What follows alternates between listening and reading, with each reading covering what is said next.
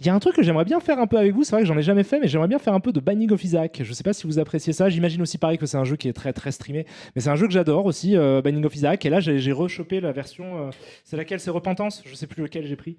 Attendez, c'est le dernier truc. J'ai vu qu'il y avait une nouvelle version, ouais c'est ça, c'est Repentance effectivement, qui est super cool, qui est un fantastique jeu et que je serais ravi de vous présenter aussi. Et de vous montrer, mais ça je pense que c'est vraiment hyper connu, je pense que c'est un peu un blockbuster du jeu 1-2, et à mon avis sur Twitch ça a dû être fait à balle, parce que comme ça se prête très bien à ça, vu que c'est évidemment des parties, c'est un...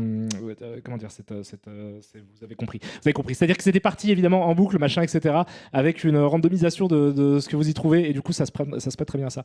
J'ai chopé le jeu Ghostbusters Spirit Unleashed, j'ai des problèmes pour le faire fonctionner correctement, je l'ai pas chopé d'ailleurs, on me l'a offert, et j'ai toujours très envie de le tester. La semaine prochaine, en théorie, on devrait faire un live multi avec Seb, Fred, peut-être Panda aussi sur Ghostbusters Spirits Unleashed, qui est un jeu Ghostbusters du coup qui est asymétrique, dans lequel il y a quelqu'un, si j'ai bien compris, qui joue un fantôme et 4 personnages qui jouent des Ghostbusters qui doivent le défoncer.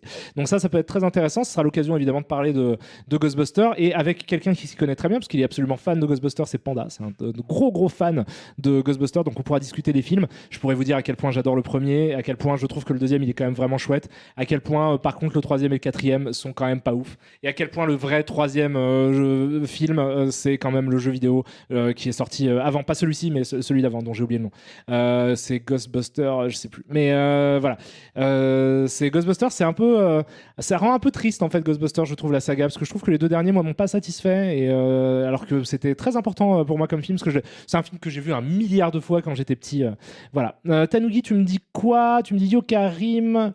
Ah non, ça c'est un vieux message que je viens de voir, excuse-moi, c'est Monsieur Demo qui vient de sub et qui a pris son 2e mois d'abonnement, et je t'embrasse très très fort. Oublie pas le trailer de Skate Story, c'est exactement ce qu'on va faire immédiatement. Alors attends, j'essaie de voir si je peux juste vous montrer ça, bam, en allant sur ça, sur YouTube.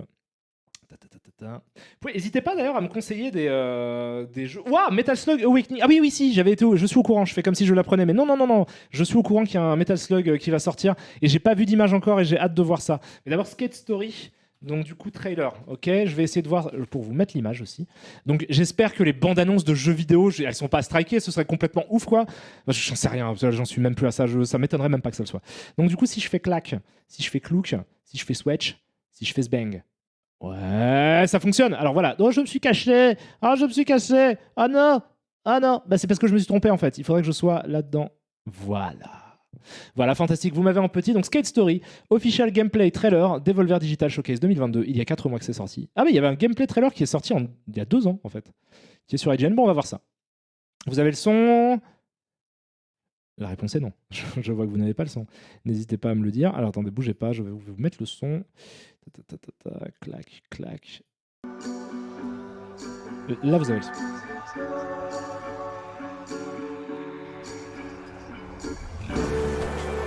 Ah, trop cool. Ah, waouh. Alors attends. Est-ce que c'est bien en... Peut-être le mettre en 4K.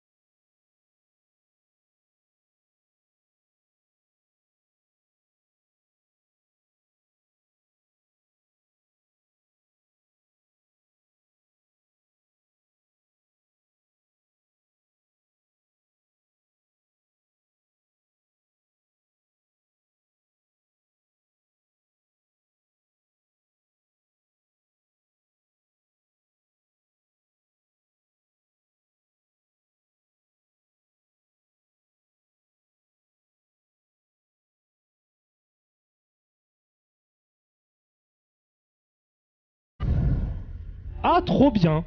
Eh ben, ça a l'air trop bien. Voilà, ça a l'air hyper bien. Genre, je suis trop chaud. Donc, alors, qu'est-ce que c'est? C'est une espèce de mélange. Angerfoot, j'avais vu des images aussi. Oh, on va regarder les petites bandes annonces de jeux vidéo. Tiens, on va faire une petite pause comme ça peut être vraiment sympa.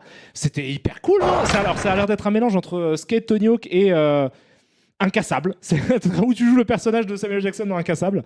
Mais c'est waouh, c'est hyper cool. Ah, c'est joli. Putain, c'est beaucoup mieux que la bande-annonce que j'ai vue avant-hier de God of War Ragnarok. C'est ça qu'il faut faire plutôt, les gars. Faites des trucs où vous montrez des images du jeu, c'est bien cadré et tout, c'est joliment filmé, t'as envie d'y jouer, c'est super chouette ça. Ok, c'est top. Alors attendez, du coup, je voulais voir quoi. C'est quoi qu'on me proposait à la fin? Ouais, c'est Hunger Foot aussi, c'est ça. Alors ça, c'est sorti ou pas ça? Je suis pas sûr.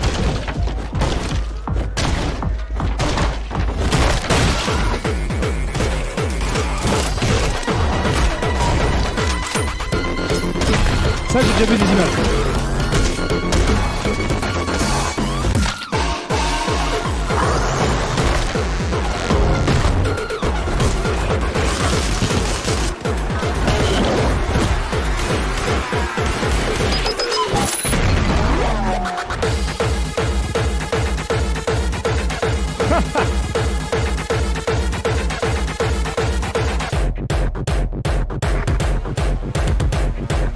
Pareil, c'est hyper cool. Merci beaucoup à toi, Tanuki, pour le prime que tu viens de prendre. C'est trop mignon. Hyper cool. Hyper cool. Il n'y a pas d'embrouille. Je suis chaud de ouf. Mais Devolver, ils sont. Parce que je sais plus c'est quel. Il y a un moment où ils ont fait. Donc, ça, c'est les mecs de Broforce qui ont fait ça. Broforce, j'ai pas mal joué. Ça pourrait être un live super intéressant de jouer à Broforce aussi. Avec Gilles. Ça peut être vraiment cool. Hein. Où on parlerait du coup de cinéma d'action, de un peu teubé des années 80. Moi, en fait, Broforce, j'adore le concept, je trouve ça super, je trouve ça cool même qu'ils aient utilisé des faux, des espèces de faux, des versions alternatives, donc ils n'ont pas à payer les droits, donc ils peuvent mettre à peu près tous les personnages et on sait très bien de qui ils parlent et c'est pas exactement dit. Mais je crois que de mémoire, le seul truc où je me suis dit, tiens, c'est un peu dommage, c'est qu'ils sont pas allés à donf dans le bis. C'est-à-dire que de mémoire, il n'y a pas Steven Seagal. Peut-être je dis une connerie. Mais genre, j'aimerais qu'ils aillent dans les Michael Dudikoff, moi. Je sais, il y a Michael Dudikoff ou pas? Moi, j'aurais aimé avoir Michael Dudikoff et Steven Seagal. Mais c'était quand même chouette à l'époque. Je me souviens que Broforce, j'avais un peu joué avec Jérém notamment, on s'était beaucoup amusé. Ah, c'est trop cool, merci à toi Megarchimède pour les subs, tu déchires. T'es un immense donateur de cette chaîne Megarchimède, ça fait hyper longtemps que t'es là. Tu as donné en tout 110 abonnements sur cette chaîne, donc c'est absolument gigantesque. Un infini merci à toi, merci beaucoup, tu fais énormément pour cette chaîne. C'est trop chou, j'espère que je te décevrai pas à faire des lives moins bien que ce que tu as l'air d'attendre. Et donc bienvenue à vous, Texter 1985, bienvenue à Sir Jérôme 75, à Steve Daroul, à Fenouille, à chez Lumberjack, à Vianne 51, à Biostorm, à Fleur la plus belle des meufs. Salut à toi, c'est pas la première fois que tu viens là, je te trouve bien présomptueuse, Fleur, la plus belle des meufs. Bienvenue à toi, Kenobi 2104. Bienvenue à toi, Redfish. Et merci infiniment à toi, Megarchimède, pour ta générosité et ta sympathie. Voilà. Donc, du coup, t'as vu le trailer de Spirited? Non, j'ai pas vu. Mais c'est un film. Moi, j'aimerais bien qu'on regarde là. On a parlé un peu de cinéma la dernière fois. J'ai envie de parler un peu de jeux vidéo aussi, parce que ça m'intéresse. Donc, je sais pas si vous avez d'autres trailers. Il y a un jeu Devolver que j'attends de ouf.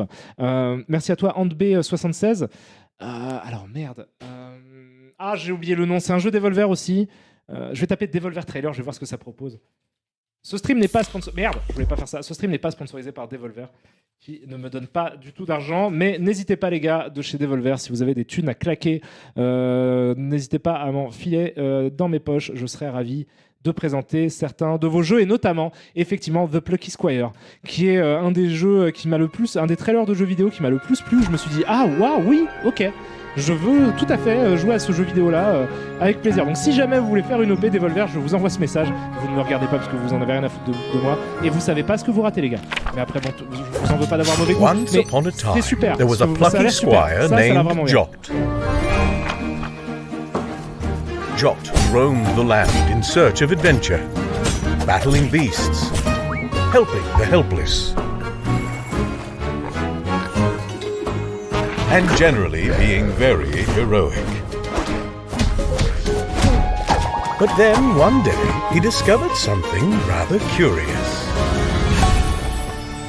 C'est super cool quand même, ce concept est A cool. world he never knew existed. C'est fort par rapport à ma voix, pardon, je baisse le son.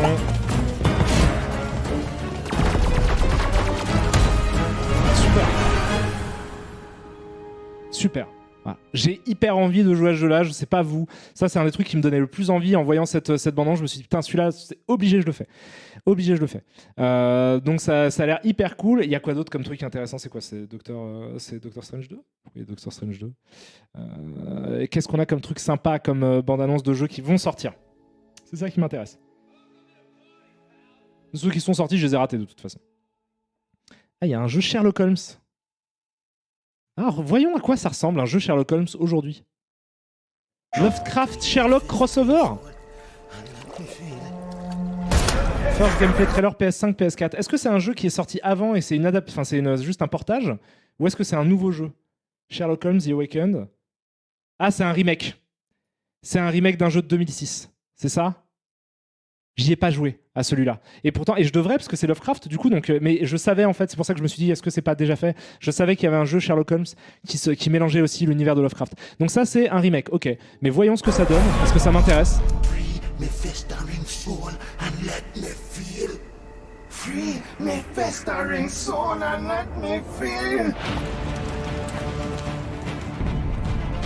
Ok.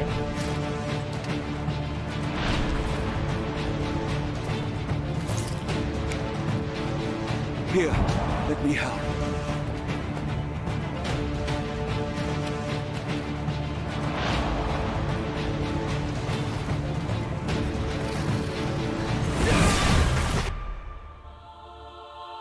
Phantoms of nothing, we are born to die, built in the eyes of our enemies now. Free my festering soul and let me feel.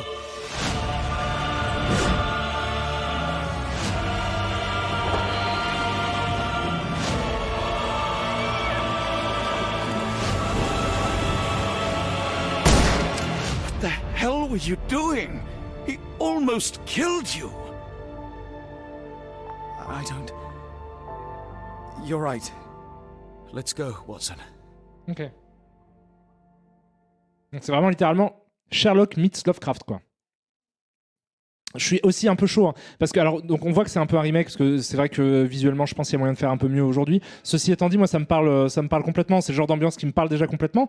Et par ailleurs, je suis toujours très intéressé et j'ai pas joué à celui-ci, mais je sais qu'il y a plein d'autres jeux Sherlock Holmes j'imagine de cette licence. Il y a plusieurs jeux Sherlock Holmes, je sais, qui sont sortis et j'y ai très peu joué, mais j'aime beaucoup en fait le concept d'un jeu Sherlock Holmes parce que je trouve que le challenge de faire un bon jeu Sherlock Holmes est quand même assez élevé. C'est très dur à mon avis déjà là ça c'est hyper hardcore comme concept ce qu'on vient de voir parce que en fait vous captez que c'est un jeu déjà qui s'inspire de Lovecraft et c'est très dur évidemment de représenter Lovecraft ne serait-ce qu'en audiovisuel quoi, c'est-à-dire en film c'est très très compliqué, mais alors vraiment en faire un jeu vidéo, c'est-à-dire quelque chose qui soit interactif et ludique, c'est d'autant plus, je pense, complexe à gérer, quoi, dans cette notion du mal indicible. Et un peu, on a joué à The Thing il n'y a pas si longtemps que ça, et c'est compliqué à gérer, on le voit aussi. Donc, à voir comment ils peuvent... Et puis, la dimension aussi détective, c'est un des genres de jeux, je trouve, les plus difficiles, quoi. C'est vraiment faire un bon jeu de détective. Il faut que ce soit genre vraiment, vraiment tenu. Et toutes les directions sont possibles. C'est-à-dire qu'on va avoir des trucs qui partent vers des trucs vraiment conceptuels, genre comment Her Story ou comment pas Mortuary, je suis en ouf. Celui auquel j'ai joué, Immortality, par exemple. Ça va partir sur des trucs vraiment concept.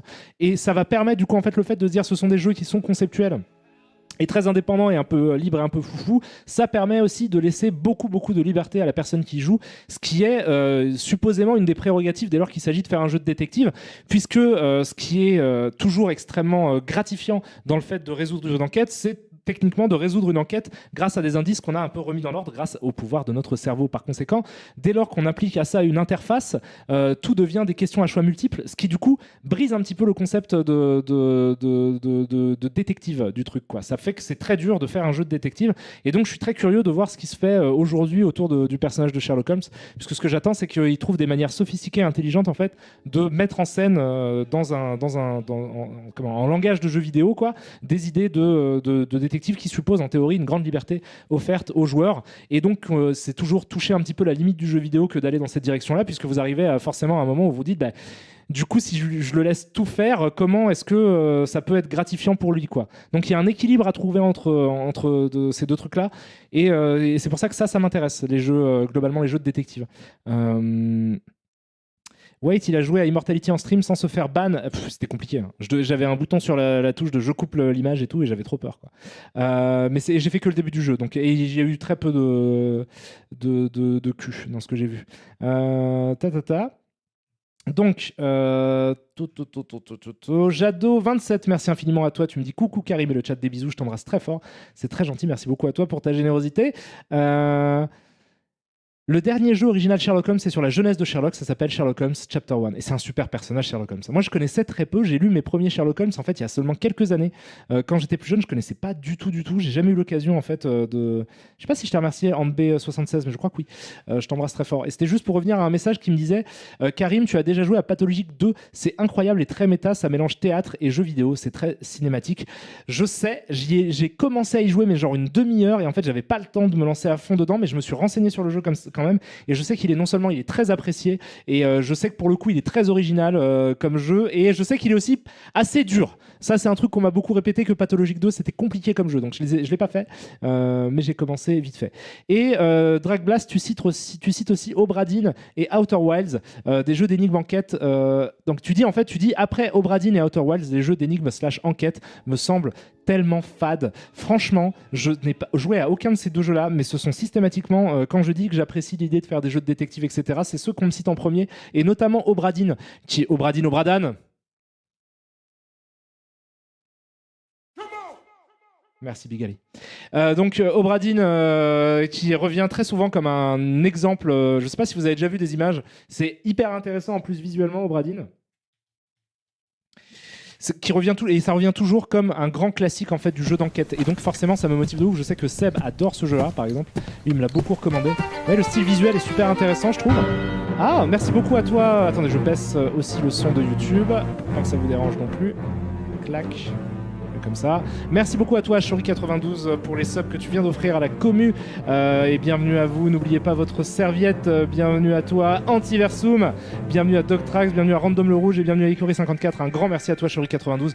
Tu as déjà c'est 5 abonnements que tu as offert sur cette chaîne, et ça fait extrêmement plaisir. Je te fais des gros bisous. Merci aussi à toi Matechop pour le sub que tu viens de prendre avec en plus 6 mois d'avance, donc ça c'est hyper généreux et très gentil. Ça veut dire que tu seras sub dans 6 mois, et ça veut dire que dans 6 mois je serai encore là à te faire des grosses papouilles en stream parce que tu déchires. Donc vous voyez, le style visuel est quand même super intéressant. Et ça se passe visiblement dans un bateau. Donc il y a des enquêtes à résoudre dans un bateau.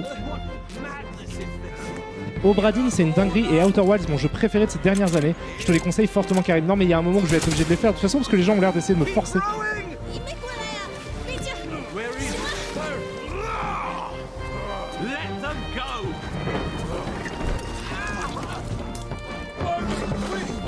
Hello Karim, je suis actuellement en train de faire Immortality, un jeu type film interactif, c'est vachement cool pour le moment. Et bah oui, comme je le disais tout à l'heure, j'ai commencé un stream sur Immortality, et ça avait l'air très intéressant aussi. J'avais fait en entier Her Story, que j'avais trouvé aussi sympathique comme tout.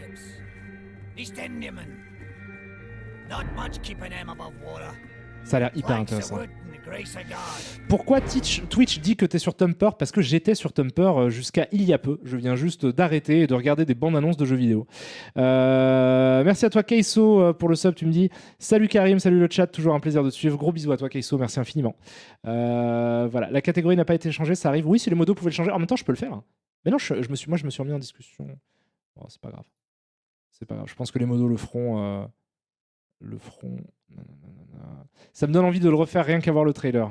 Ok. Alors attendez, bon, du coup, on va rejouer à un petit jeu. Là, on a fait une petite pause trailer, je pense que c'est cool. On va rejouer à un petit jeu. C'est un petit stream aujourd'hui. Ça fait 1h30 que je stream. Je pense que dans une grosse demi-heure, j'arrêterai. C'est un petit stream de 2 heures, comme je faisais d'habitude. Mais c'est vrai que mes derniers streams ont été plutôt longs. Le dernier a duré 4 heures, je crois. Merci beaucoup à toi, Bricous Boubi, pour le sub aussi niveau 1. Mais là, je me dis, je me force à m'arrêter en 2 heures, 2h30 max. Je fais autre chose. De toute façon, je reviens. Genre, en ce moment, je suis là très souvent. Donc, bonjour Karim, tu connais le jeu Terror Dome? Non, attendez, on va arrêter ça. On va se lancer un petit jeu vidéo. Ça va être sympa. Je vais me remettre en gros plan en attendant. Que vous puissiez voir ma grosse gueule. Voilà. Qu'est-ce qu'on a comme truc sympa que je voulais montrer? On peut continuer sur le même délire en lançant un petit Tetris Effect. Hein. Ça peut être intéressant. Alors, Tetris Effect, c'est moins avant-gardiste et fifou que que Thumper, mais c'est quand même un jeu un peu sympa. Ça va durer pas longtemps. On va jouer 10 minutes, un quart d'heure à Tetris Effect et ensuite on passera à autre chose parce qu'il n'y a pas grand chose à dire sur Tetris Effect vu que c'est Tetris, quoi. Et je vais pas commencer à vraiment. Du AB, c'est reprévu. Oui, il y a Seigneur Guigui dans le futur, mais je te dis, j'en fais pas beaucoup parce que j'en ai parlé tout à l'heure. C'est toute une galère en termes de droits. Les mecs ont pas envie que je parle de leur jeu, de leur série, visiblement. Donc il y a un moment, c'est vraiment compliqué. En fait, je peux le faire sur Twitch, c'est juste que ça sera jamais en replay. Donc c'est un peu dommage parce qu'en fait, du coup, si j'en fais plusieurs, par conséquent, l'épisode 5 de mes reviews de AB Productions feront référence à des trucs qui existent dans les épisodes précédents, mais que personne ne peut revoir puisque ils me strike. Voilà. Donc ils ne veulent pas que je montre des images de leurs trucs et que j'en parle. Alors j'en dis du bien, hein, je suis un des mecs qui conseille plutôt vraiment de regarder des séries AB Productions, d'acheter les DVD, mais ça ne les intéresse pas. Donc alors attendez, du coup, qu'est-ce que je voulais faire ? Je voulais mettre Game. Clac, clac, clac. Et là, est-ce que ça fonctionne ? J'espère. Je vais voir si le son aussi. Hop, hop, hop. Tetris Effect. Tac, tac. Cette fois, je le mets ici. Hop. Voilà, c'est bon. Merci à vous, Unreal Engine. Vous êtes un fantastique moteur de jeux vidéo. Voilà. Plus 1 As Dusk Fall. Medadi dit JDG le fait, lui non. Oui, mais alors à ma grande surprise, je ne sais pas pourquoi. Ça passe. Il laisse passer Fred sans l'emmerder. Moi, il m'emmerde. Voilà. Alors que c'est moi qui ai fait découvrir vraiment les séries de production à Fred. C'est très étrange et assez injuste en fait, c'est vraiment con. Mais en plus, attendez, je peux me mettre là. Du coup, alors, mode périple, je pense que c'est le mode normal. Donc Tetris Effect, qu'est-ce que c'est ? Tetris Effect, c'est... tac, tac... C'est un Tetris. Alors, attendez, je vais me mettre en normal quand même, faut pas non plus... ça reste Tetris. Du coup, voilà, je vais sur le niveau 1 pour vous dire. C'est juste en fait Tetris, merci beaucoup à toi M6. C'est Tetris, mais avec un espèce de délire... comment dire ? Attendez, je me rapproche pour que vous l'ayez quand même en gros plan. Avec un délire un peu contemplatif. Donc c'est Tetris chill, en fait. Voilà, je peux tourner comme ça, et vous voyez qu'il y a un univers en dessous. Et c'est un jeu qui, évidemment, s'y prête spécifiquement. Qui est que, en fait, ce jeu est disponible en VR. Et ce jeu est non seulement disponible en VR, mais en vrai, je vous recommande, si vous avez l'occasion, de le faire en VR, puisque c'est tout l'intérêt en fait de ce jeu-là, de transformer Tetris en pure expérience sensorielle de ouf. Et ça, en termes d'immersion, évidemment, il n'y a que la VR qui peut vous le fournir. Par conséquent, là, l'expérience que je suis en train de vous proposer, encore plus que pour Thumper, qui reste un jeu quand même de gameplay et qui donc est intéressant à faire sur un écran de façon normale, Tetris Effect, pour le coup, vraiment gagne en intérêt, mais de façon assez spectaculaire dès lors que vous enfilez un casque de VR. Donc du coup, c'est pour ça que je vais pas rester très longtemps à jouer à ce jeu-là, que je voulais juste vous en montrer un petit peu. La musique fonctionne ? Oui, la musique fonctionne. Et juste pour vous montrer un petit peu ce jeu et vous le conseiller, mais surtout si vous avez un casque de VR. Il est possible d'ailleurs que je fasse à un moment ou à un autre, dès lors que j'aurai un PC qui... Merde, je joue mal à Tetris alors que je connais ce jeu absolument par cœur. Dès lors que j'aurai un nouveau casque de VR et un ordinateur qui peut faire tourner ça sans pleurer, en fait, je pense que je ferai... le sound design est tellement... C'est fort, pardon, vous me dites sonorité trop extrême, donc je vais baisser le son. Ah, je vais le baisser de là en fait, je peux le faire ici, ça va être un peu moins fort pour moi aussi, je m'entendrai un peu plus. Est-ce que ça vous va comme ça ? Voilà, là il y a pause, mais... C'est mieux ? Je peux augmenter un peu, un entre deux ? J'imagine, j'espère que c'est mieux. Voilà. Vous me dites, n'hésitez pas à me dire. Donc ce que je disais, pardon, vous ne m'entendiez plus. Karim, tu ne sais pas être objectif par rapport à la VR. Écoute, ça peut être un débat qu'on lance. Tiens, ça peut être un sujet de discussion intéressant pendant que je joue à Tetris Effect, quoi. La VR, c'est quand même tout un truc. Et surtout que là, il y a une actu, parce qu'il y a l'échec cuisant, visiblement, de Meta et donc de Facebook sur le métaverse, de ce que je crois comprendre. Je suis pas trop les actus, donc voilà, mais j'ai cru comprendre qu'ils avaient chuté en bourse parce que tout le monde a l'air de s'en foutre du métaverse et qu'ils ont, je crois, organisé une espèce d'une sorte de, comment dire, une espèce de conférence, non, quelque chose comme ça, en VR ou de quelque chose de cet ordre-là, et que c'était apparemment très cringe, mais je n'ai pas compris pourquoi parce que je ne l'ai pas vu. Donc je ne sais pas ce qui a fait cringer les gens et ce qui a en fait un peu démotivé les gens à s'intéresser au sujet de la réalité virtuelle.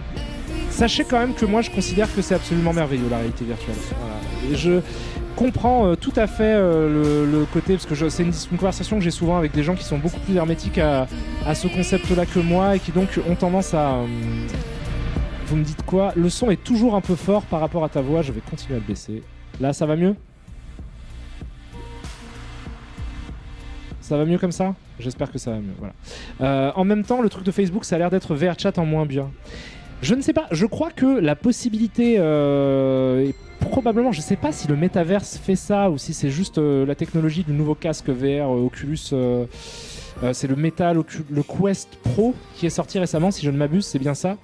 Je crois qu'il permet effectivement, du fait des caméras qui sont implantées dans le casque, de retraduire les expressions du visage en fait des gens en VR sur leur avatar en 3 dimensions. Je crois que c'est ça le truc qui a l'air un peu nouveau par rapport à tous les autres trucs un peu à la VRChat, etc. Et VRChat, je crois que ça a acquis beaucoup de ça. Enfin, je crois que les gens trouvent VRChat sympathique aussi parce que du coup, c'est très libre. Je crois que c'est ça, quoi, que les gens font un peu n'importe quoi avec l'outil et que c'est ça qui est amusant. Moi, je vous avoue que autant je suis très enthousiasmé par la VR, autant les expériences en fait à la VRChat ou d'ailleurs à la Metaverse ou de cet ordre-là, tous les trucs qui essayent d'être juste un peu des Second Life en fait. Je l'ai très mal prononcé ça, mais vous savez quoi, je vais pas le reprononcer. Je vais rester là-dessus. Mais tous ces trucs-là sont, comment dire,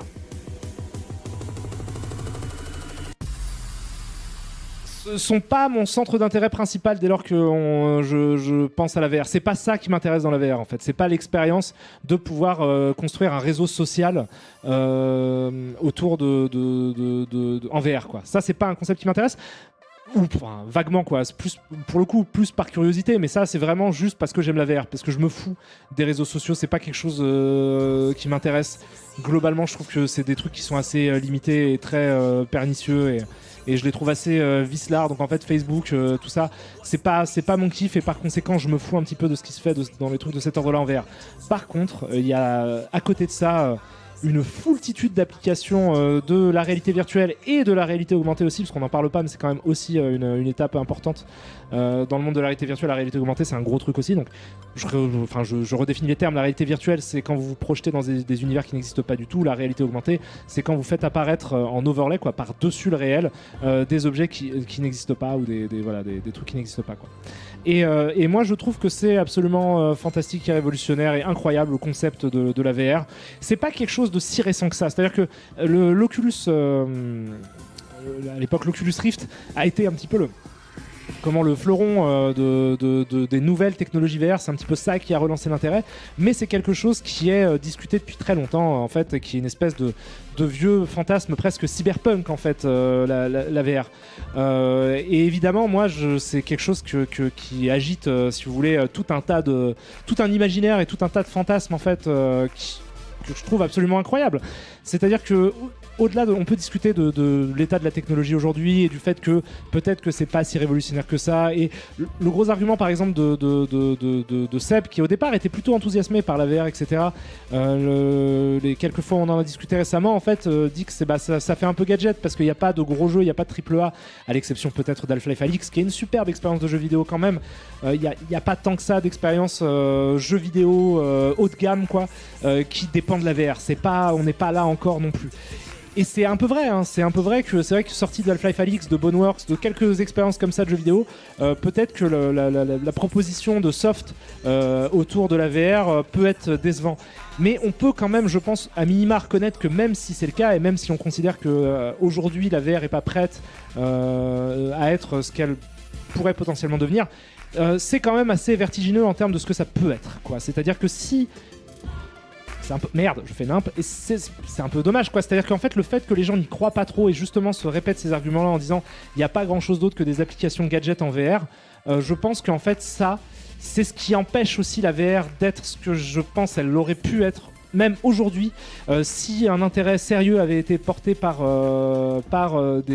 suffisamment de gens quoi. Et à la fois j'ai pas franchement, enfin je vous le dis, j'ai pas de sympathie de quelque forme que ce soit pour Mark Zuckerberg. Vraiment, je m'en fous complètement de Mark Zuckerberg, mais pour autant, je trouve que son enthousiasme, je comprends en fait l'enthousiasme qui a l'air sincère, peut-être me trompe, qui n'a pas l'air fin. En tout cas, autour de sujets de la réalité virtuelle, je pense qu'il considère vraiment que c'est un truc qui est suffisamment important. Bon, évidemment, il considère que si ça marche, il va se faire une foultitude d'argent grâce à ça, et c'est à mon avis ce qui le motive en premier lieu. Mais l'échec récent de Facebook et la perte en fait de autant d'argent. Je pourrais pas vous dire le chiffre, je me souviens plus combien Zuckerberg a perdu à cause de l'échec de VRChat, enfin de l'échec de l'annonce de VRChat. Je crois que c'est beaucoup d'argent en fait. Mais putain, je joue n'importe comment, j'ai pas de truc, mais ça me le rend quand même un peu sympathique, cette toute proportion gardée, hein, mais c'est cet enthousiasme dont il a fait preuve et l'échec cuisant qui a suivi, en fait, me fait me dire que c'est peut-être un peu sincère son amour pour la technologie de cette technologie-là en question.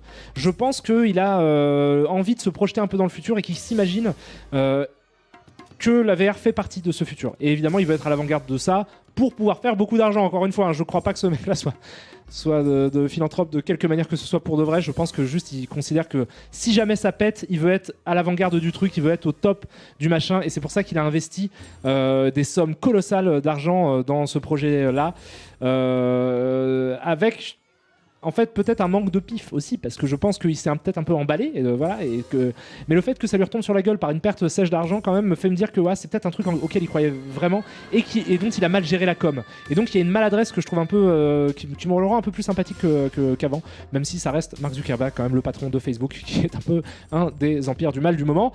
Mais en vrai, voilà, c'est pas grave. Moi, je trouve que ça, s'il se concentrait sur à faire ça en fait, c'est-à-dire à pousser des technologies que moi je trouve assez vertigineuses dans ce qu'elles peuvent représenter dans le futur, il va gagner en sympathie pour moi, et je vais trouver ça au moins à minima intéressant en tout cas de me pencher sur ce qu'il essaie de proposer. Là, je suis pas du tout excité par VRChat, non, par le métaverse. Ça, je m'en fous. Par contre, effectivement, les derniers casques et les dernières évolutions en termes de casques, moi, m'émeuvent. Voilà, je me revois quand j'étais petit à fantasmer d'univers virtuels qu'on pouvait se construire, etc. Je sais pas si les regains d'intérêt sur la VR correspondent à des moments troubles de l'histoire où on essaie de s'enfermer dans des mondes, peut-être dans une espèce de quête d'utopie comme ça. Je ne sais pas si ça correspond à ça. Faudrait un jour se pencher sur les vagues de va-et-vient d'intérêt pour la réalité virtuelle qui ont jalonné le 21e siècle. Mais en tout cas, je sais que moi, ça me paraît vertigineux. Si on arrive à faire fonctionner le truc à balle, c'est-à-dire si on arrive à créer des univers vraiment à partir... Et maintenant, parce que l'autre sujet du moment, évidemment, ce sont les IA. Si vous couplez ces deux technologies-là, que vous arrivez à pas loin de... on peut peut-être, dans pas si longtemps que ça, créer des univers, hein, quoi. C'est ça. Et moi, je ne comprends pas comment cette perspective-là ne peut pas à minima être intéressante. Voilà, on peut dire que ça va trop vite en besogne, qu'en l'état c'est pas terminé, que ce qui est proposé en termes d'offres de jeux ou d'expériences en réalité virtuelle, c'est pas convaincant, que c'est pas amusant, que les casques sont trop lourds, qu'on aimerait une technologie plus transparente, plus d'ergonomie, une meilleure interface. Ça, c'est tout à fait des choses qui sont réelles et que je pense d'ailleurs. Mais c'est dur pour moi de ne pas m'enthousiasmer face à ce que pourrait potentiellement être la réalité virtuelle dans le futur. Parce que là, on est vraiment pas loin de pouvoir enfiler un casque, demander à un ordinateur, s'il te plaît ordinateur, génère-moi une forêt. Voilà, et l'ordinateur pourrait potentiellement vous générer une forêt dans laquelle vous pourriez vous déplacer. On peut imaginer qu'il y a des créations d'univers qui se font en commun, par exemple, avec d'autres gens. Moi, je sais pas si vous comprenez à quel point un outil comme Unreal Engine, par exemple, couplé avec des casques de VR haut de gamme, à quel point ça peut être fort, par exemple, pour de la création audiovisuelle. Ça, plus les IA. Si vous couplez une version idéalisée, futuriste des intelligences artificielles, de la réalité virtuelle et des outils qui nous sont disponibles, tels que Unreal, Blender, etc., je pense que je ne sais pas si vous captez, enfin si les gens captent en fait ce que ça peut vouloir dire dans le futur sur la production audiovisuelle, quoi.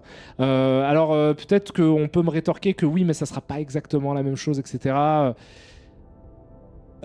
Karim, ta jauge est au max, il faut la déclencher à chaque tableau. C'est vrai que j'oublie ce truc là, ça faisait longtemps que j'avais pas joué à Tetris et du coup j'ai oublié, mais de toute façon c'était juste pour vous montrer un petit peu et discuter de ça. On va passer à autre chose si vous voulez. On peut regarder un petit peu la conférence peut-être qui a fait cringer sur YouTube, on peut terminer là-dessus. Alors j'ai pas fait, désolé, de Teletubbies et de Dora l'exploratrice, mais je vous jure que je reviendrai faire des Teletubbies et de Dora l'exploratrice parce que très franchement ça ne me demande aucun effort et ça me fait mourir de rire. Et je pense que je ferai un truc aussi sur Hugo Délire.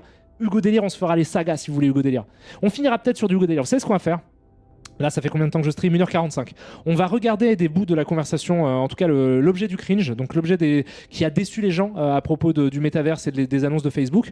On va regarder ça et ensuite, donc j'espère que c'est pas très long. Si c'est long, on va scroller, enfin on va se balader un petit peu dans la vidéo et ensuite on fera une petite partie éventuellement de Hugo Délire 1 sur PlayStation et on se quittera là-dessus. Voilà, est-ce que c'est pas un truc mortel où on parle du futur, on a des conversations vraiment intéressantes sur des sujets complexes et ensuite on lance Hugo Délire? Chelou mais intéressant. Ça, vous ne le trouvez qu'ici. Chelou mais intéressant. Ce qui est, c'est je veux ça sur ma tombe. Mon épitaphe, je veux que ce soit ça. Donc attendez, je coupe du coup Tetris.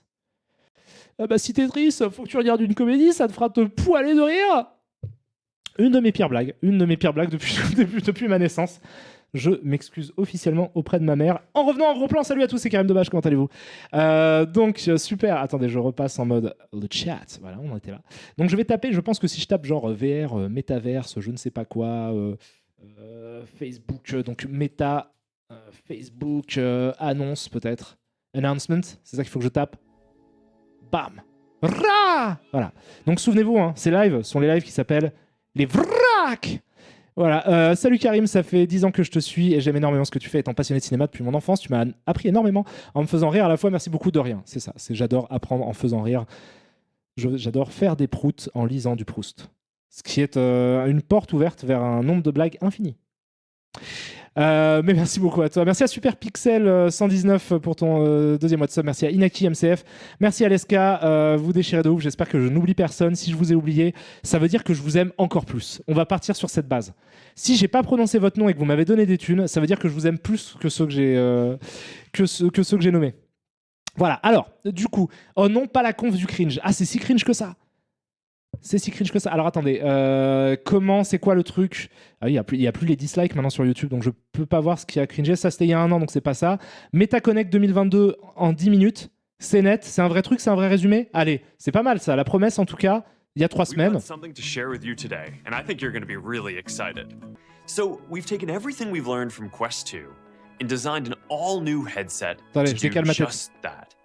This is Meta Quest Pro. Quest Pro Je suis désolé pour is the first in l'écran a pas bien new calé, mais line c'est of mon advanced setup, je suis headsets, désolé. built to expand what's possible in VR. Merci à toi, It takes what Jelek, people pour love le about Prime qui Quest déchire. 2 and adds a bunch of new technologies to help you do more in the metaverse. It's all in a beautiful design that's comfortable to wear. Mais ça a Quest l'air. Pro is our Ça a l'air. sleekest form factor yet, with a super thin set of Merci lenses à toi, at the Voogs, front pour le and deuxième mois our d'abonnement. first ever curved cell battery at the back to give it a perfect balance. So our new headset design with its open periphery lets you see the physical room you're in. You can quickly jot down a note, grab something on your desk, or just be aware of what's happening around you. But you can also use Quest Pro's magnetic light blockers for a more immersive experience whenever you like. We've also redesigned the whole optical stack to make it better than anything we've shipped before. The new pancake lenses work by folding light over several times and let us make the display 40% thinner compared to Quest 2. The new lenses aren't just thinner, they also put more pixels in the center, giving you sharper, C'est ce côté clearer mis en visuals, scène which peut-être makes qui a fait reading cringe, text a j'imagine. whole lot Cette easier. espèce de faux Yeah, dialogue the qui sonne LCD extrêmement faux. displays have 37% more pixels per inch than Quest 2. And thanks to our new local dimming technology, 75% more contrast, with richer and more vibrant colors that just make VR even more engaging. This is also our first device to use the new Snapdragon XR2 Plus processor that we worked on with Qualcomm. Yeah, the controllers are now basically their own computers, which is a bit ridiculous. We've re-engineered them to track themselves and also work a bit more like extensions of your hands. Yeah, the new C'est pas ça sensors qui fait track their cringe. positioning in 3D space all on their own without using the headset. Merci à toi, so you Easyfoo, can get a pour full le Prime. 360-degree C'est pas ça range qui of fait motion. cringe, vous me dites. And they Parce que ça, include c'est our juste new une présentation, True Touch bon, un peu haptics, mal mise en which scène, give mais a c'est un wider and truc more de com, precise truc de range of pub, les feedback mecs qui jouent pas très. effects. You can even Enfin, add a stylus tip on the c'est controllers, pas ouf turning them en termes into de tools cellules, for quoi. writing or sketching. Par contre, ça You can m'intéresse. try this on the whiteboard in workrooms, where you just flip them around and write directly against your own physical desk. So we're including an all-new charging dock that fits great on your workspace and keeps both the headset and controllers charged at the same time. Quest Pro uses high-resolution cameras C'est les that extraits de capture ce à 4 quoi times ressemble leur as many pixels métaverse as Quest qui 2, sont horribles. D'accord, and an donc attendez, il faut additional peut-être que RGB j'avance. camera to turn Bah c'est ça, pass-through on va into la voir là, full on va color, voir. along with a depth system made to understand your environment and work with it. Another big part of Quest Pro is how much more expressive you can be. You can see here how people's avatars reflect their expressions and reactions. This makes your shared social experiences so much stronger. It's powered by our Movement SDK, our newest addition to Presence platform. Wait, what are you doing? I'm eating toast. I'm really hungry. This is a high-end device designed for work and for people who want the best experience that we can build today. We're really excited to get this into your hands. And it's available for pre-order starting today for $14.99. Donc il n'y a pas d'image du métaverse, mais peut-être que ça arrive après. Là, il y a des trucs. C'est ce genre de bail. So people will be able to join a Teams meeting directly from workrooms. And we think another piece of this is that we're working on enabling her. Du coup, effectivement, je vois ce qui cringe, c'est qu'on a l'impression que c'est des sortis de 2004, quoi. Je capte pourquoi, mais c'est chelou. Ah, d'accord. Connect. And this ah is yes. Attendez. Hey. We're here together in Horizon, and this is the first time that we've done this at Connect. Merci infiniment, Blogantin. Attendez. Pour les subs que tu as offert, quelqu'un fait des cadeaux, donc quand c'est des cadeaux, je suis obligé de mettre pause sur ce magnifique Virtual Zuckerberg. Merci beaucoup à toi, Blogantin, pour les subs que tu viens d'offrir à la communauté Karim Debache. Ça fait 14 fois que tu fais ça. C'est très gentil. Merci beaucoup à toi. Bienvenue à Soul Caribou. Bienvenue à Trousse. Bienvenue à Noxim22. Merci infiniment à toi, Blogantin. N'hésitez pas à le remercier. Il est trop mignon. On va continuer à regarder ce qu'il dit. They're so much more expressive and detailed than anything else today, and they have this unique meta style to them. But I'm excited to start rolling these out later next year on phones, VR headsets, and more. Hey, Igram. Hey, Mark. Hey, want to update everyone on the latest with the Avatars ecosystem? Yes, we have so many exciting things going on. We want you to be able to use avatars anywhere you want to express yourself. And we're also bringing avatars to video chat. That's right. Starting with Messenger and WhatsApp, if you want, you'll be able to show up as an avatar. It's going to add a whole new dimension to video chat. Avatars are going to be central to how we express ourselves in the future. And this is a unique opportunity to build some really interesting things at the intersection of expression, social interaction, Je suis désolé d'être devant sa gueule en fait. Attends, je me remets là. With Horizon Worlds and Workrooms, we're already starting to see early glimpses of what this social metaverse could look like. A lot of the underlying technology for the future of computing is still in the research phase, but we have working demos of this stuff and it's pretty mind-blowing. Merci à toi Utakanai pour le Prime. Working demo that lets you control an AR or VR device c'est quoi ça? With motor neuron signals. Now I'm not going to show you the headset this year, but here's what I'm seeing while I'm using this. Just the gentlest flick of my thumb to check my messages, and with another quick movement I can answer while I'm on the move. Or I can even take a photo. Now, the goal here is to make these interfaces faster, higher bandwidth, and a lot more natural. Here, you can see two people playing an arcade game with EMG. They're both using the same gesture, but because no two people are exactly alike, they do it in slightly different ways. The neural interface continuously gets better over time at understanding each person. Here, the algorithm is learning in real time how to respond to the EMG signals the person is sending with only the slightest of hand movements. And now, the person is able to Kraftos qui dit j'ai vraiment l'impression qu'il est sous mon lit quand je vais me coucher le bâtard. Almost no hand movement. This is a genuine transformation in the way we interact with the digital world. So we're going to be able to teleport anywhere and be with anyone no matter how far apart we physically are. And you're right, one of the keys that will unlock this is avatars that truly represent us. So, last year, we showed you early progress on full-body codec avatars. And what sets codec avatars apart from other high-quality avatars that you might have seen is that they're fully drivable. So that means that they're not limited to preset movements or expressions. This is an avatar that you can control live in real time with no need to render or export video. Of course, securing your avatar will be critical.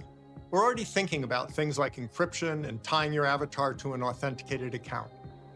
But beyond privacy, we've continued to develop Il fait une crise, qu'est-ce qu'il a? For example, it's now possible to change your virtual outfit whenever you want. Cool as that is, it's the face, expressions, eye contact, slight motions that is most quintessentially human. So I made one of myself. Now we've made them a lot more expressive.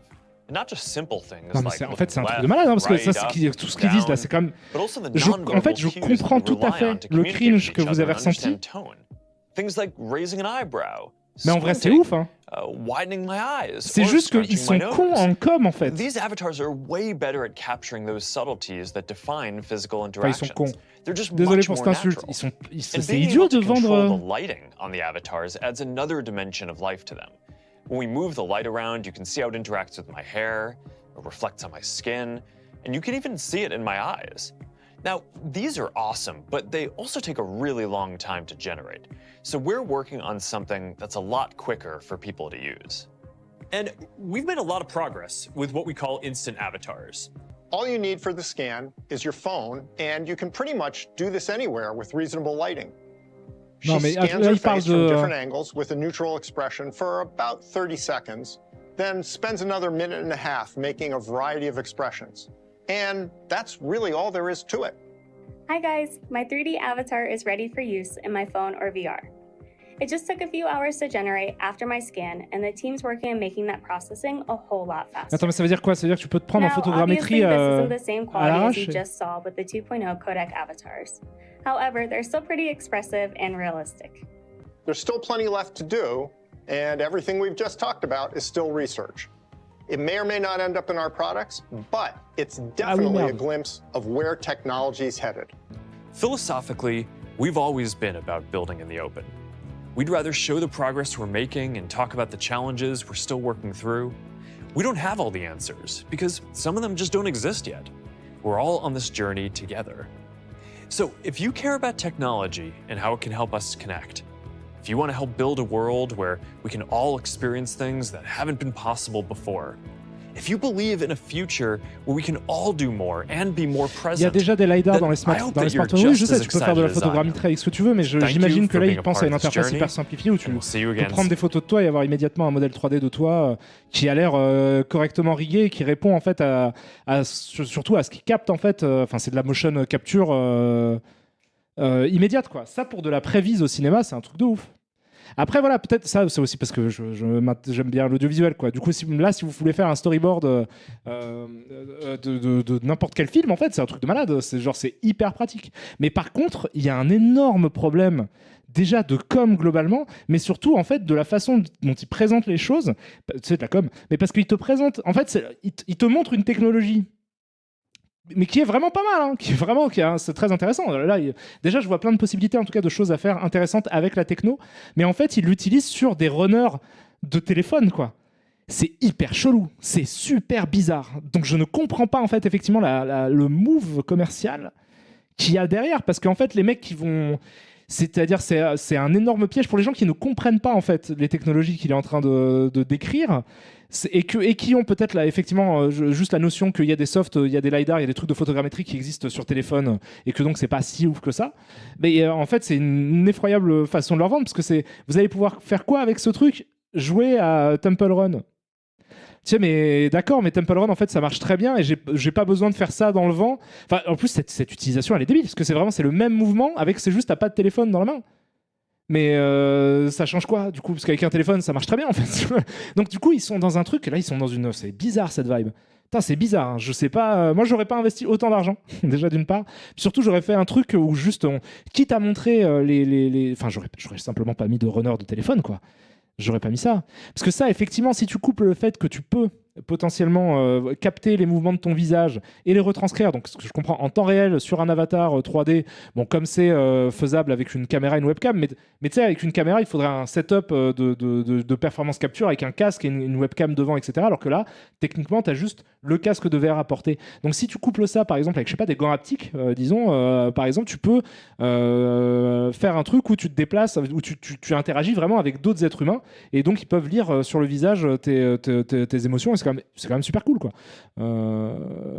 Couscous Party, tu dis la techno est ouf, mais le public n'est pas intéressé par les usages du métaverse aujourd'hui. Non, et puis même, en fait, si c'est ça pour avoir juste en fait des mi qui peuvent sourire quand tu souris, c'est pas si ouf, quoi. Mais c'est dommage parce que c'est dommage en fait parce que du coup ça veut dire que ça va donner une idée aux gens qui connaissent pas trop que bah voilà c'est juste ça en fait le futur, c'est-à-dire le futur qu'on nous a vendu en mode ouais on peut faire des trucs de ouf, la technologie elle est malade, en fait c'est juste tu peux jouer à Temple Run et avoir un mi animé, c'est pas tu peux pas vendre du rêve là-dessus, c'est très compliqué. Et puis là c'est en termes d'esthétique aussi, alors je ne sais pas à quel degré c'est remonté par je ne sais pas quelle chaîne YouTube, sur quelle chaîne YouTube on est, sur CNET, je ne sais pas si c'est je me décale, on est sur CNET, je ne sais pas à quel degré ce qu'on vient de voir a été remonté par CNET ou quoi, mais c'est vrai qu'il y a un feeling en fait très corporate avec de la musique, c'est très vidéo institutionnel. J'imagine que cette présentation n'est en fait pas faite pour le grand public, j'imagine que c'est fait peut-être pour des investisseurs, je ne sais pas, et que du coup il essaye d'avoir un peu le ton d'une vidéo institutionnelle un peu tradie, mais en même temps c'est pas comme ça qu'il va te vendre. Là il y a un problème vraiment dans la façon dont ils vendent leur techno en fait. C'est ça qui déconne. Ça pourrait être déjà beaucoup plus. Si tu veux parler aux gamers, il va falloir faire quelque chose de plus pop et de plus intéressant en termes de profondeur de ce que propose. Et j'ai déjà plein d'idées de trucs de gameplay avec ça. Il y a déjà plein d'idées qui déjà me viennent à la tête. Je pense qu'ils pouvaient trouver beaucoup mieux que juste tu peux discuter avec quelqu'un et jouer sur ton téléphone en coop à Temple Run quoi. Donc c'est hyper chelou. C'est hyper chelou. Monsieur Black Baba, tu dis quoi? C'est pas la technologie qui est remise en cause, c'est la finalité. Dans un monde en entreprise, tout est vu à travers le prisme du travail. Ah oui, d'accord, donc c'est le ton entrepreneurial du truc qui fait rire et que tu peux tourner en dérision. Parce que oui, ça là, tout à fait, effectivement, c'est débile. Hein.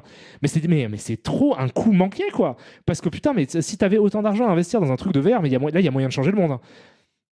C'est trop incompréhensible. Pourquoi ils sont partis dans ce délire-là, les mecs, c'est des ouf. Et en plus, tu te dis, putain, avec le blé qu'ils ont dû payer masse de gens pour la com. Et les gars, ils sont arrivés avec juste une vidéo instit où les mecs, ils jouent à un runner en mode sur téléphone, sauf qu'il n'y a pas de téléphone.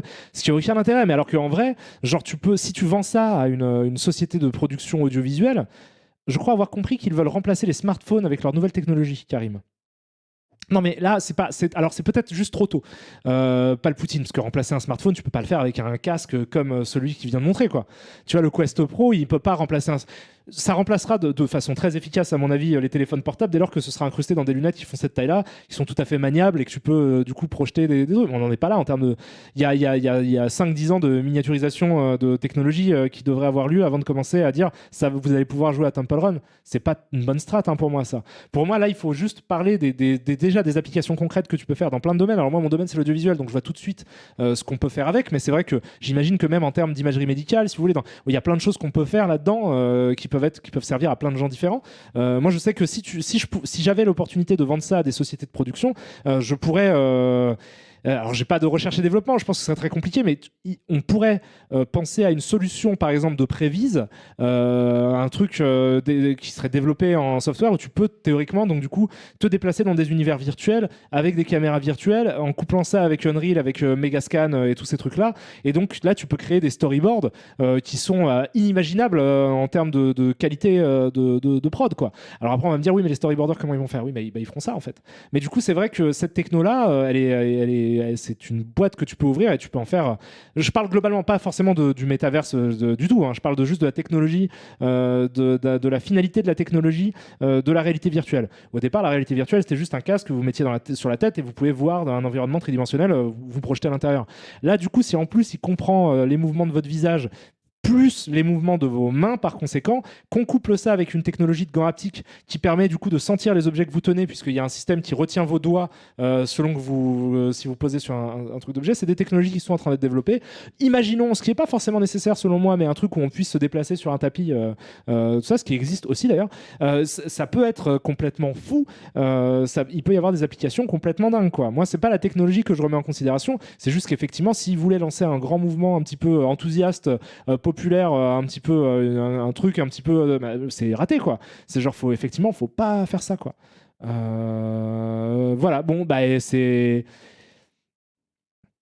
Mais la tech en soi, c'est OSEF. Si on n'en fait rien, oui, me dit Mexan. Mais oui, mais une fois que tu l'as développé, la tech, il y a d'autres gens qui peuvent avoir des idées, quoi. Après, c'est Facebook. J'imagine qu'ils vont tout breveter à balle et que du coup, personne n'aura le droit de toucher à leur truc. J'en sais rien, quoi.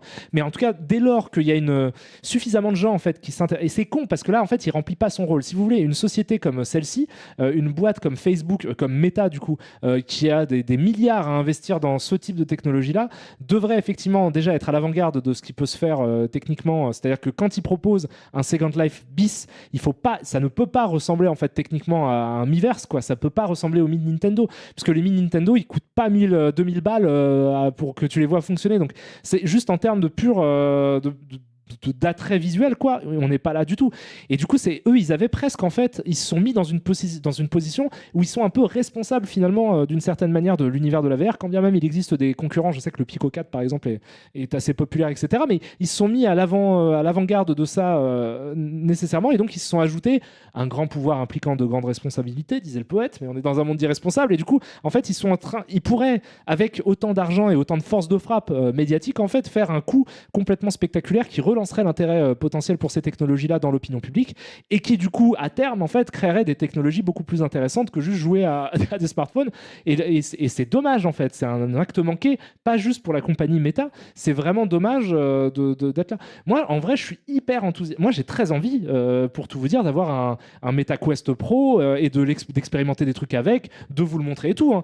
Mais vraiment beaucoup, en fait. Le métaverse ne m'intéresse pas du tout. J'en ai rien à foutre parce que je suis pas réseaux sociaux. Donc là, tu me dis, c'est comme un réseau social, mais sauf que tu as des avatars en 3D, je m'en bats les couilles. Mais par contre, le casque et éventuellement ce qu'ils ont montré en termes de comment ça capte le truc, etc., j'espère qu'il y aura d'autres applications qui se feront avec ça. J'espère qu'on pourra équiper en fait plein de gens éventuellement à distance de casques, des acteurs comme des réalisateurs, que le réalisateur ou le cadreur ou ce que vous voulez puisse se déplacer autour d'acteurs qui du coup peuvent offrir même des départs de performance. Jouer des scènes en 3D, c'est-à-dire qu'en fait, ce qui avant, dans le cadre d'une pré-production, ressemblait à une lecture de texte, c'est-à-dire juste les personnages qui sont assis autour, enfin les acteurs, pardon, qui sont assis autour d'une table et qui lisent leur texte et qui essayent de commencer à essayer de comprendre les personnages avec ce type d'échange-là, et le contexte dans lequel ça peut se produire, c'est-à-dire qu'au lieu d'être physiquement présent autour d'une table, tous ensemble, et de relire le scénario avec le réalisateur qui dit, tiens, qui imagine la scène en se disant comment est-ce que je pourrais la filmer, etc., on peut imaginer que tout le monde est en fait assis chez soi avec un casque de VR, que au milieu de tout ça, il y a une scène Unreal avec le décor dans lequel aura lieu le film, ou une retranscription en tout cas du décor dans lequel aurait lieu le film, et que du coup, par conséquent, les acteurs, en lisant leur texte et en commençant à comprendre comment jouer leur personnage, pourraient en parallèle être filmés par le réalisateur, qui du coup aurait une idée réelle et concrète de comment filmer le truc, et qui aurait, après cette séance de travail-là, des cadres, en fait, un storyboard presque fini, en fait, à montrer, quoi.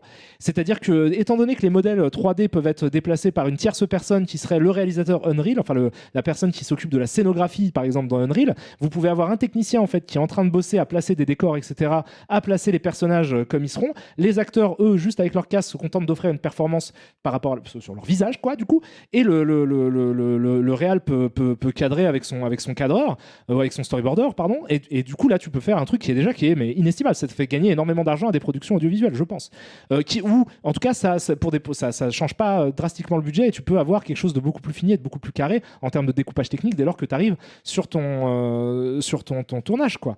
Donc c'est quand même, en fait c'est ouf. Même moi, juste si vous voulez, à mon échelle, si j'avais la chance d'avoir accès à ces technologies-là, je ferais des trucs en termes, par exemple, d'analyse de séquences, où je pourrais remodéliser en version sommaire évidemment des scènes de film, en fait des décors de scènes de film, pour essayer de m'y projeter et de comprendre comment le découpage a été fait, quels sont les angles de caméra qui ont été choisis par le réalisateur. Et par exemple, ça, c'est de l'analyse de séquences de luxe. Genre, juste ça, c'est déjà extrêmement, je pense, intéressant à faire.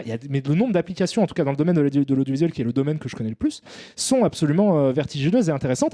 Et quand on couple ça, effectivement, avec l'IA, ce qui commence à être fait un petit peu... Je ne sais pas si je peux vous trouver des images, éventuellement, de ça. Pourquoi s'arrêter au storyboard? Si cette tech est optimisée, tu pourras faire le film en entier dedans, Karim. Oui, non, mais là je parle de prévise parce qu'en l'état, je pense pas qu'il soit. Mais oui, bien sûr qu'on peut imaginer des films d'animation entiers qui sont pensés. C'est-à-dire qu'on peut drastiquement changer le processus de production des films et le retourner complètement, où du coup tout est offert au réalisateur en premier lieu et en fait la mise en scène peut potentiellement arriver en tout dernier, quoi. C'est-à-dire que vous pouvez déjà avoir capté par la base avec de la performance capture, mais ce qu'ils font déjà un petit peu à Hollywood. Hein. Mais là maintenant avec les technologies évoluant de façon assez exponentielle et spectaculaire, c'est dans quelques années effectivement tu peux imaginer une situation où tu crées un film de zéro, tu peux même potentiellement jouer tous les personnages de ton propre film. C'est assez fou en fait, vraiment, et ça c'est à mettre en parallèle.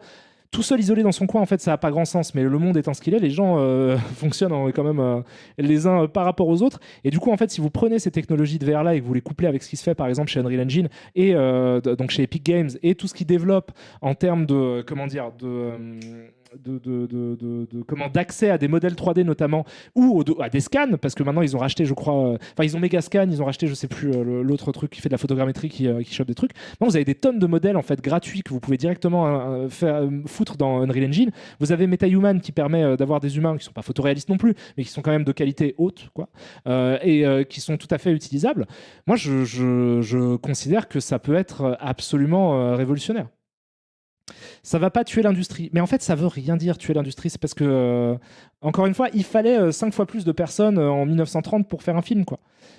C'est juste, effectivement, tu as des métiers qui se perdent parce que les technologies augmentent, mais c'est-à-dire que, même, tu sais, je vais te dire, même parce que, alors là, je parle de 1930, donc moi, j'ai souvenir des premiers films à être tournés en numérique, en cinéma numérique, donc c'est à la fin des années 2000, c'est il n'y a pas si longtemps que ça.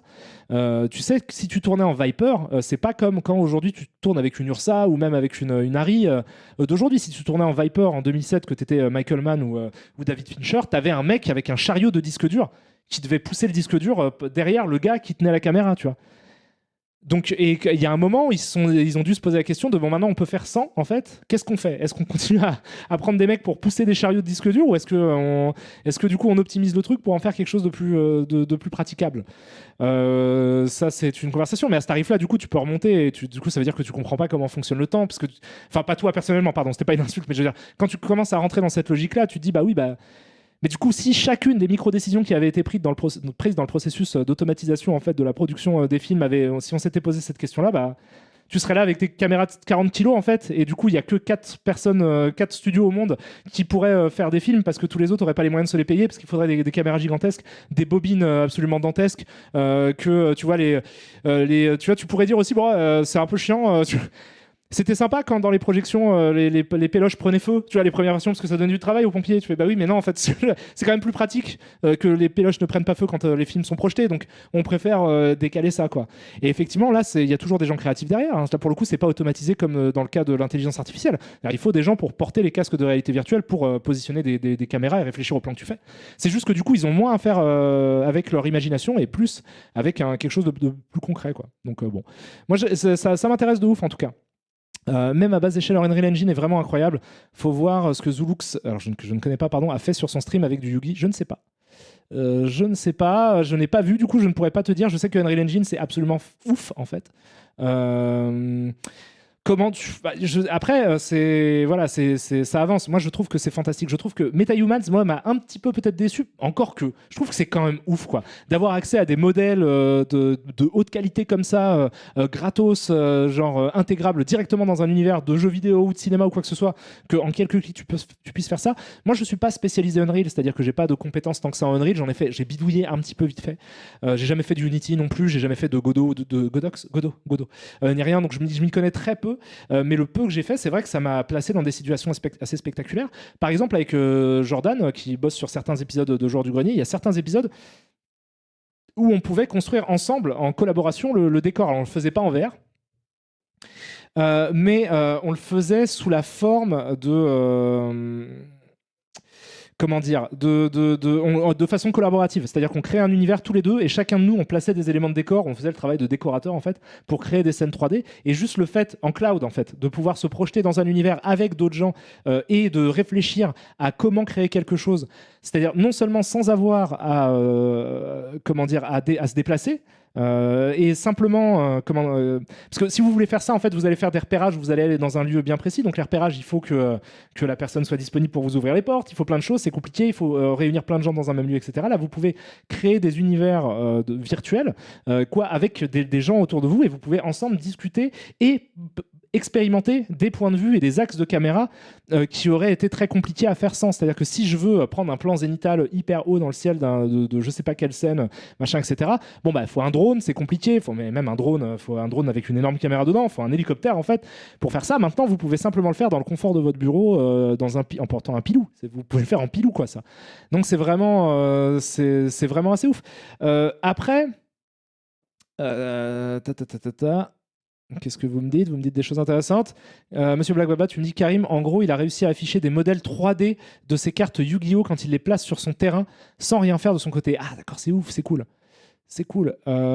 Si on pousse la logique plus loin, bientôt tu auras des IA qui te feront des films tout seul en se basant sur nos préférences. Perso, ça me fait un peu bader que l'être humain ne devienne qu'un consommateur. Alors, mais est-ce que vraiment t'as l'impression que Ouais, écoute, je sais pas. Après, j'ai pas de réponse. Là, t'es sur le terrain de la morale. Donc là, c'est compliqué parce que ça dépend ce que tu considères être le bien, le mal. Tu vois, ça dépend. Il y aura de toute façon toujours, à mon avis, des gens d'une certaine manière derrière la création d'art parce que il faut un input humain de toute manière, même dans les intelligences artificielles, même dans la VR, tout ça. Il faut un input humain parce qu'il faut une opinion, il faut une idée et il faut des choix et des décisions. Et on est quand même. Je pense que ce que tu décris, en tout cas, de notre vivant, n'arrivera pas. Je pense. Que tu peux pas dire juste à l'IA fais des trucs et qu'elle fasse des trucs qui correspondent exactement à ce que tu attends. Je pense pas que ce soit d'actualité de notre vivant. Peut-être je me trompe parce que j'ai été déjà surpris par la rapidité à laquelle évoluaient ces technologies-là. Donc peut-être que je me trompe, mais je pense vraiment qu'on n'en est pas là en fait. On n'est pas à cette situation-là. Il faut un input humain, c'est sûr. Et d'ailleurs, un des gros trucs qui est négligé dans la création d'images, par exemple par intelligence artificielle, c'est la conception des prompts, quoi. Mais après, on va dire oui, mais il y a des IA qui vont développer elles-mêmes des façons de faire des prompts, etc. Et peut-être que de fait, ce sera ça. Et puis ça sera un monde complètement différent. Et puis voilà. Et puis il y aura de toute façon toujours des artistes qui font les trucs. Là, encore une fois, quand on parle de ces évolutions technologiques, on ne parle que de ce qui concerne les industries. C'est-à-dire qu'à un certain degré, je veux dire, les gens n'ont pas arrêté de faire de la peinture à l'huile. Pourtant, il serait vraiment très surprenant que, par exemple, aujourd'hui, pour, je sais pas, faire un concept sur une partie de Donjons et Dragons, tu fasses appel à un mec qui te fasse des peintures à l'huile. Genre, faut vraiment avoir un budget de bâtard, tu vois. Genre, donc les gens continueront, je pense, à faire de la peinture à l'huile et des vieilles technologies. Moi, je connais des gens qui font de la peinture à l'huile, tu vois. Donc, c'est pas ça que ça va tuer. Il y a toujours des gens qui vont fabriquer avec tous les outils qui sont disponibles parce que c'est ça qui est amusant. Il y a des gens qui font de la sculpture. Parce que tu pourrais dire la même chose en fait des imprimantes 3D, quoi. Il y a des gens qui font de la sculpture quand même. Tu vois, c'est pas ça en fait. C'est plus le truc de l'image industrielle ou utilitariste. C'est-à-dire qu'on peut considérer que le storyboard, même si pour moi c'est un peu à tort, on peut considérer que c'est pas une œuvre d'art. Même si je trouve qu'il y a de grands artistes qui bossent dans le milieu du storyboard et j'en connais, quoi. Des trucs qui font des storyboards stupéfiants de beauté. On peut arguer à ça que c'est un outil qui n'est pas fait pour être rendu public et que par conséquent, étant un outil de travail, la valeur utilitariste d'un storyboard devrait primer sur sa qualité esthétique. Et par conséquent, on peut imaginer un monde où on se dit le storyboard en fait vaut mieux que ce soit un truc. Mais je suis pas complètement d'accord avec ce que je viens de dire. Je veux dire, c'est une façon de penser possible. Voilà. Le MJ qui fait faire des 4x3 en peinture à l'huile pour chacune de ses parties du mardi. C'est compliqué, hein. Ça paraît fou, hein, mais c'est la même chose pour. Je pense que les premiers gens qui vont en fait utiliser ça va être les mecs qui se font payer que dalle sur Fiverr en fait. Je pense que c'est ça, sur les IA je parle. Je pense que c'est surtout les mecs sur Fiverr qui sont déjà dans des situations extrêmement précaires qui vont utiliser ça pour gagner du temps, puisque de toute façon ils font ça très rapidement sous Photoshop avec des systèmes de collage qui sont à mon avis très automatisés de toute manière, et ça ressemble à peu près à ça. Et étant donné que ces gens-là vont pouvoir augmenter, après c'est très compliqué, c'est très dur de voir dans le futur, hein. Vous savez, là on est au balbutiement de toutes ces technologies, mais je sais juste qu'en les couplant, et d'ailleurs c'est le dernier truc que je voulais vous montrer, donc je suis désolé Hugo Délire, on le fera la prochaine fois. Tepanax, tu me dis quoi? Karim, la technologie et ses avancées ne remplacent pas les anciennes, elles les rendent plus spécialisées et de niche. Oui. Le cinéma n'a pas supprimé le théâtre, le DVD n'a pas supprimé le cinéma. Mais oui, je pense aussi en fait. Je pense que c'est ou en tout cas, ça se fait pas sur le temps court. Ça se fait peut-être sur des générations et des générations et des générations sur le temps très long. Mais avant que vous entriez dans un monde en fait où simplement l'art est généré automatiquement par des ordinateurs et vous allez consulter, c'est pas ça. C'est pas tout de suite. Vraiment, c'est pas tout de suite. Et je sais même pas si on le verra d'un jour ou l'autre parce que en vrai, c'est quand même le contrôle est quand même une valeur, a de la valeur. important de pouvoir aussi contrôler. Je pense qu'il y a un désir de contrôle aussi dans la création artistique, même quand elle est industrialisée. Je pense que c'est Marvel, ils veulent quand même avoir le contrôle du détail de ce qu'ils produisent. Vous captez ? Je pense pas qu'ils soient en mode vas-y, l'ordi, fais ce que tu veux et ensuite on le sort comme ça. Je pense pas que ce soit du tout envisageable, puisque justement, en fait, je veux dire, il y a une valeur marchande au contrôle de l'art que tu fais. Par ailleurs, si les grosses multinationales commencent à se reposer trop sur ce type de technologie pour créer, on peut imaginer quand même que les gens autour restent humains et que par conséquent, il y a en fait un marché parallèle qui se développe et où les artistes, je veux dire, moi, je vais pas arrêter de créer de l'image en mouvement parce qu'il y a une machine qui peut le faire à ma place, quoi. De fait, et je pense que je peux produire quelque chose d'intéressant à un autre degré de ce que produit la machine. Plus que ça, c'est juste qu'il faut imaginer en fait un monde où le beau est une donnée. Le beau, la notion de ce qui est beau est une data que tu peux faire varier, quoi. Et du coup, peut-être que ça va dévaluer la notion de belles choses. Peut-être que du coup, on va commencer à se poser la question en d'autres termes. Peut-être que la notion de beau va être redéfinie et qu'on va comprendre que maintenant, les machines peuvent produire du beau. Et que donc, du coup, peut-être qu'on va essayer de trouver des formes d'expression artistique qui ne reposent pas sur juste le fait de réussir une exécution. Et par conséquent, on peut imaginer un futur où justement, alors c'est le futur hyper idéalisé, utopique, auquel je ne crois pas vraiment, mais on peut imaginer justement un futur éventuel où cette notion de mérite dans l'art justement tombe où le mérite ne vient pas simplement de la maîtrise technique de l'outil que tu utilises pour créer de l'art. Il y a aussi cette possibilité qui est plutôt, je pense en tout cas, saine, mais je ne suis pas certain que ça arrive, je doute en fait que ça arrive, mais on peut imaginer ce monde-là. Parce que dès lors que maintenant le beau est compris comme étant ce qui plaît socialement au grand nombre, et ben, du coup on peut avoir un curseur de beau qu'on peut déplacer et du coup le beau n'aurait plus de valeur et donc la finition en fait, technique des œuvres n'aurait plus vraiment de valeur. Ce qui fait que l'art va devenir du coup en fait nettement plus accessible et l'idée de l'œuvre d'art. Quand je dis l'idée aussi, ça c'est un truc qu'il faut préciser, je dis l'idée, c'est pas juste l'idée abstraite, vague de un chien dans l'espace. C'est pas ça. Ça prend aussi en considération le cadre, la lumière, etc. Mais c'est-à-dire que si j'ai envie dans ma tête de produire quelque chose de relativement précis en termes de cadre, c'est-à-dire par exemple un portrait impressionniste d'un pirate dans une situation précise, etc., je peux donner vie, donner corps à ce truc-là sans savoir très précisément comment représenter tel ou tel morceau d'anatomie. C'est-à-dire que si je veux que mon visage soit correct anatomiquement, j'ai plus besoin d'apprendre à le rendre correct. Par la pratique, je peux simplement dire que là, je souhaite que ce visage soit anatomiquement correct. Mais ça signifie que je peux aussi lui demander qu'il ne le soit pas. Donc vous captez ce que je veux dire ? Ça peut donner aussi mais c'est impossible de prévoir le futur, quoi. Ça, c'est une des éventuelles possibles utilisations, non, pas utilisation, mais de transformation du paradigme de l'art aujourd'hui, quoi. Ça peut être ça, en fait, qui va naître du truc. Mais c'est pas dit. Ça peut être aussi un monde complètement dystopique, et c'est plus probable en plus, avec des gens qui profitent d'autres gens, comme d'habitude. Merci beaucoup à toi, MGil, pour le 14e mois d'abonnement. Tu déchires, merci aussi à toi.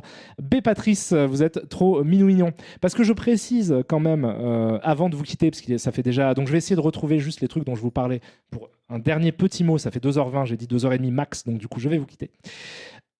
Il y a donc je vais structurer mes trucs. On va faire ça parce que j'ai envie de vous montrer ça. Donc si je fais AI, je sais pas si c'est Stable Diffusion qui peut produire ça.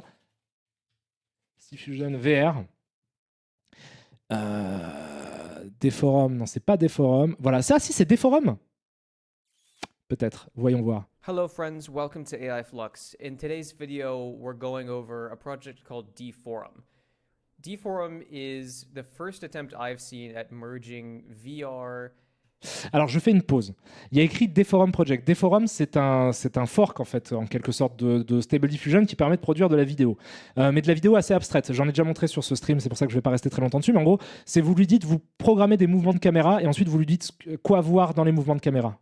C'est des vidéos. C'est par exemple le dernier clip de King Gizzard and the Lizard Wizard, je crois, a été fait en utilisant ce type de technologie-là. C'est très proche de ce que faisait un logiciel comme Vision of Chaos, par exemple. Mais du coup, là, il utilise Deforum pour parler de ce système-là qui consiste à faire apparaître des univers en VR. Donc, je ne sais pas. Il y a peut-être que c'est effectivement un truc de Deforum qui utilise ça. Je ne sais pas. Je ne sais pas. Je ne sais pas, mais que ce soit Deforum ou pas, en tout cas, il y a ça qui existe. Stable Diffusion. Tu connais ce groupe? Oui, je connais très bien King Gizzard and the Lizard Wizard, j'aime beaucoup. Merging VR and some of the applications we've seen of Stable Diffusion in Unreal Engine and a few other game engines. Donc vous captez, il a demandé à une intelligence artificielle de générer un décor qui ensuite il peut explorer en réalité virtuelle. I'm not sure of the specifics, and I want to dig into their GitHub to see maybe a bit more of how they're doing this. C'est Nonagon Infinity, mon album préféré de King Gizzard, je pense toujours aujourd'hui. Il est vraiment très bien. Mais après, c'est vrai qu'ils en font 250 des albums. The initial results are pretty incredible, and you can actually mess around with this right now. So you can go to their project here. You can. C'est tout, il n'y aura pas d'autres images? Si. The thing that I think is notable is right now every demo I've seen has a fixed perspective. Alors Simju qui demande, mais c'est vraiment en temps réel ça? Je ne sais pas. J'ai pas vraiment d'informations sur la façon dont ont été produites ces images. C'est peut-être un truc falche, c'est peut-être un fake en tout état de cause, c'est peut-être du mytho, c'est peut-être un truc bidouillé, j'en sais rien, je ne sais pas. From what I can tell, this doesn't look fake though. Like I believe I don't have a VR headset. VR makes me sick, for better or for worse. C'est juste de la vidéo 360 pré-rendue, peut-être Arty. Peut-être effectivement que c'est une vidéo 360 qui a été générée par IA et qui ensuite... Mais... Ouais, non, tu dois avoir raison. Tu dois avoir raison. T'as forcément raison. C'est forcément ça. Merci beaucoup à toi, Snoop Dogg. Donc ça veut dire que c'est pas en temps réel, mais quand bien même. Les gens disent sûrement oui, bien vu, oui, je pense que tu as complètement raison, Arty. Parce que sinon, il faudrait une render farm de malade, quoi. Il faudrait 4 fois la render farm de Pixar pour faire tourner ça, à mon avis, effectivement.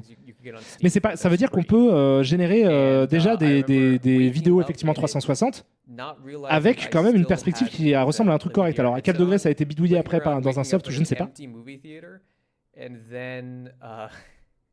Having my friend tap me on the shoulder, turning around and not seeing anyone, and then freaking Ok, Zep, tu me dis, Zep d'ailleurs, je te salue, j'espère que tu vas bien. Tu me dis, c'est différer le calcul de l'image de fait. Quand elle est prête, elle est mappée en VR. Ok, ouais, c'est logique, c'est tout à fait logique. Mais c'est quand même ouf, je veux dire, vous voyez qu'on en est déjà là, quoi. That's pretty cool. And there's a little bit of perspective change. It's hard to tell if that's a field of view change or if the subject is actually walking back and forth. But this is one of the projects I've seen that pushes the most boundaries all in one package. So it's not static. Le dernier clip de Gunship Ghost a été fabriqué à partir d'images générées par IA. Le rendu est complètement trippant. Moi, il y a quelque chose que je trouve magnifique et ça va être la conclusion. Donc, vous avez vu un petit peu ce que c'est. En gros, c'est simplement générer des environnements en VR qui sont ensuite effectivement mappés en 3D sur des sphères et que ça vous permet donc à la manière d'un HDRI en fait de vous déplacer dedans en VR. Enfin, en tout cas, de regarder autour de vous en VR. À minima, c'est ce qu'il est pour l'instant possible de faire. Ce qui est fou quand tu dis que vraiment il y a quelques semaines c'était inenvisageable quoi. Là ça avance à une vitesse qui est quand même assez stupéfiante. Voilà. Ça reste super gadget je trouve. Mais oui, mais non, mais c'est pas super gadget. Les implications de ce que ça veut dire dans le futur sont hallucinantes. C'est juste les balbutiements de la technologie qui te font dire c'est gadget, mais c'est pas ça qu'on entend par ces gadgets. Quand on dit c'est gadget, ça veut dire que la finalité du truc, une fois que ça sera bien fini, ça servira à pas grand chose. Mais en fait non, là quand tu auras ça qui tourne absolument parfaitement, c'est spectaculaire. Ça veut dire que tu peux vraiment créer des mondes imaginaires complètement dingues, ce que l'espèce humaine essaye de faire vraiment depuis littéralement les grottes de Lascaux, quoi. C'est-à-dire que là, tu es dans un truc qui est vertigineux. On peut pas dire que cette technologie est gadget quand même. Tu peux dire que là, pour l'instant, ça ne sert pas à grand-chose. Parce que ça, c'est vrai. Merci beaucoup à toi, Frank Lloyd 83. Tu dis juste merci de rien. Je t'embrasse très fort. Voilà, et du coup, le dernier... Ah putain, merde, je voulais vous montrer un truc. Oui, je voulais terminer du coup ce live en parlant du coup de Deforum, parce qu'il m'a donné envie. En fait, j'ai pensé à ça en regardant le truc.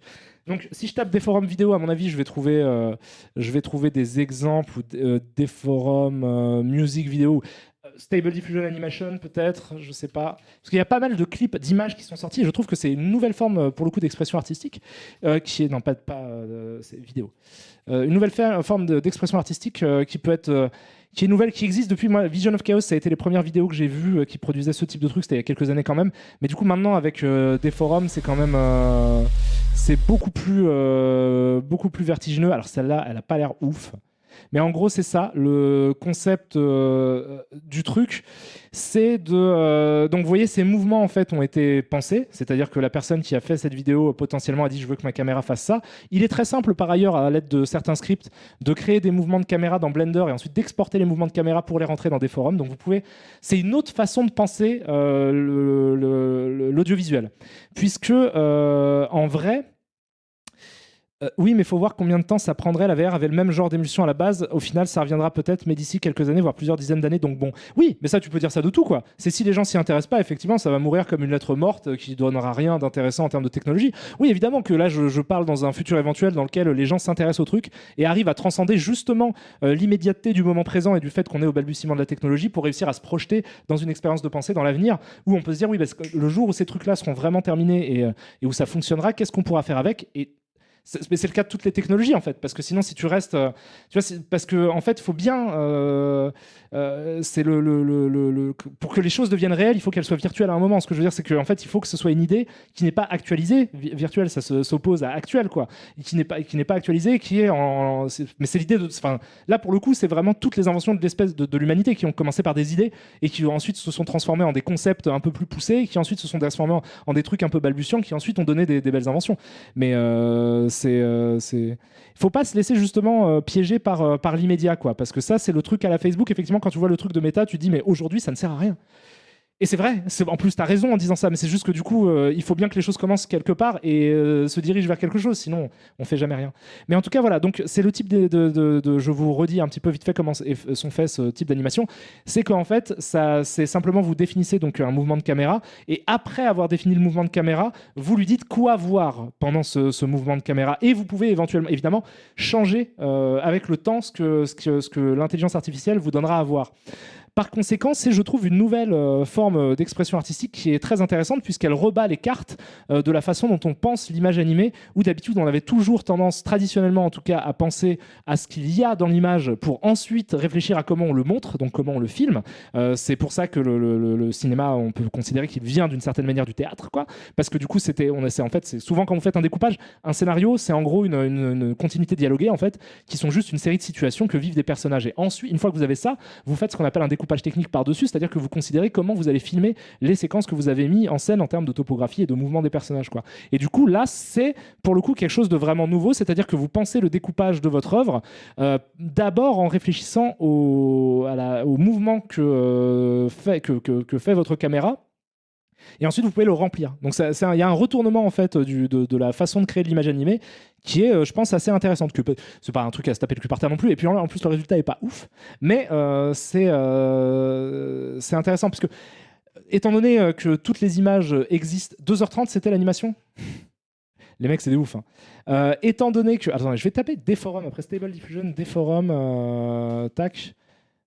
Pour voir un petit peu, sinon je mets le guide de... Il n'y a que des tutos, putain. Alors c'est bien, hein, ça vous apprend à le faire, mais il n'y a que des tutos. Celle-là, elle peut être sympa. C'est quoi? C'est des choux-fleurs et des Cthulhu. C'était pas mal. Ça, c'est VR Psychedelic Trip. Rototo. Moonlight Sonata. Qu'est-ce que ça donne, ça? Ce type de... c'est traumatique, ça, par contre, c'est fou. Tape démo. Ah, c'est peut-être pas mal, ça, démo. Mais ce type d'œuvre, par exemple, pour le coup, ne prend le travail de personne parce qu'il n'y a aucun être humain qui peut produire ça. C'est de l'ordre de l'inimaginable. En termes de temps que ça prendrait pour un peintre qui travaille sous Photoshop, sous ce que tu veux, de produire ça, c'est impensable. Donc, ce truc-là, pour le coup, vous pouvez le faire, j'allais dire, en étant un peu libre de ce type d'expression artistique, de toute façon, n'existe pas. C'est-à-dire que là, personne ne fait ça. Ça n'existe pas. Et donc, par conséquent, là, c'est pourtant une nouvelle forme comment dire, de mise en scène, de vidéo, quoi, d'art qui ne vient de nulle part, qui n'existait pas avant et qui ne peut être fait qu'avec ça. Donc voilà, ça c'est intéressant quand même, je trouve. Vous voyez, c'est assez ouf. Hein. Il y a beaucoup de chou-fleurs quand même. Il y a effectivement beaucoup de chou-fleurs. Là, il y a pas mal d'œil aussi. Bon, c'est très psychédélique, hein, évidemment. Mais vous pouvez le contrôler. Et en fait, cette espèce je suis désolé, hein, je vais couper ça parce que je pense que vous êtes complètement en train de faire des crises d'épilepsie. Je suis absolument désolé si ce truc vous rend fou, mais c'est quand même cool, non? Ça ne peut pas exister avant, quoi. C'est-à-dire que ça, en 2007, ça ne peut pas être fait. Voilà. C'est toujours basé sur des bruits ou bien ils ont enregistré des gammes d'images Parce que les images sont super répétitives. Alors, c'est complètement toujours par rapport avec du bruit. Ça fonctionne toujours par des systèmes de denoising. C'est simplement que du coup, l'image, si tu veux, l'image 2 se construit par rapport à l'image 1 renoisée. Donc, c'est-à-dire que si en fait, ça génère une image, ça reprend cette image, ça la renoise avec une force plus ou moins élevée, et ça la redenoise pour faire l'image suivante. Ça fait ça jusqu'à l'infini, tout en prenant en considération les modifications de mouvement de caméra. C'est-à-dire que si vous faites un mouvement qui fait un panoramique comme ça, vous allez avoir une première image qui va être générée comme ça. Ensuite, la caméra va se tourner un petit peu par rapport à l'image. C'est-à-dire que ça va prendre votre première image, la décaler un petit peu sur la gauche et la renoiser, etc., etc. Voilà. Donc c'est hyper intéressant, quoi. Voilà. Donc ce live du coup se termine sur ces jolies paroles. Ça fait 2h33 que je stream, donc j'ai tenu ma promesse. J'ai tenu entre 2h et 2h30. Je me suis pas éternisé. C'est super cool. Je suis très content que vous soyez venus. J'espère que ça vous a plu. J'espère que ça vous a intéressé à minima, que toutes ces discussions, toutes ces conversations, les quelques jeux que je vous ai montrés aussi vous ont plu. Je pourrais faire éventuellement, attendez, je me remets en plein écran déjà parce que c'est la moindre des politesses. Mais je pourrais faire je suis désolé de ne pas avoir fait Hugo Délire, ni Dora l'Exploratrice, ni les Teletubbies le jeu sur PlayStation. Mais je vous assure que dans pas longtemps, ça sera fait. On va faire ça parce que la vie est trop courte pour ne pas le faire et que c'est un argument suffisant pour me pousser à le faire. En attendant, je vais raid quelqu'un, je pense. Je ne sais pas encore qui, mais je vais essayer de raid quelqu'un. Tu manques à tous tes devoirs. Ah, ça va, on fait ce qu'on peut aussi, hein. En 2 heures, j'arrive jamais à faire tout ce que je veux. Mais c'est pas grave, ça me fait quand même plaisir. Et du coup, il y a des gens. Alors, il y a Mister JD qui est en train de jouer, il y a Angle Droit. Je regarde la personne qui a le moins de personnes pour l'instant, c'est Mister JD. Je vais donc vous envoyer vers Mister JD. Vous lui ferez des gros bisous de ma part. Merci à toi, monsieur Gonzo, pour le prime que tu viens de prendre. Tu déchires de ouf. Tu es trop choupinoupinet. Donc, hop, comment je fais ? Hop, gestionnaire de stream. Hop, voilà, clac. Voilà. Vous lui faites des gros bisous de ma part. Vous lui dites que je l'aime très fort. Non, c'est pas gérer les sondages que je voulais faire. C'était lancer un raid sur une chaîne et ça sera Mister JD. Gros bisous à lui, mais aussi gros bisous à vous. Vous êtes choupinou-pignon. Et faites-vous plaisir. Ni God of War ? Non, j'ai pas montré God of War. Pourquoi vous me dites God of War ? Ah, il pensait, il a que 200 personnes. Ah merde, j'aurais pu raid aussi Bruce, effectivement, j'avais pas vu. Mais je l'ai pas, je le follow pas, il faudrait que je le follow. Mais la prochaine fois, je lui ferai un raid, parce que c'est vrai qu'il m'a déjà raid 2 fois, je crois, Bruce. Et je lui fais aussi des gros bisous. Mais là, ce sera JD. Gros bisous à vous. Ciao, ciao. À tout bientôt.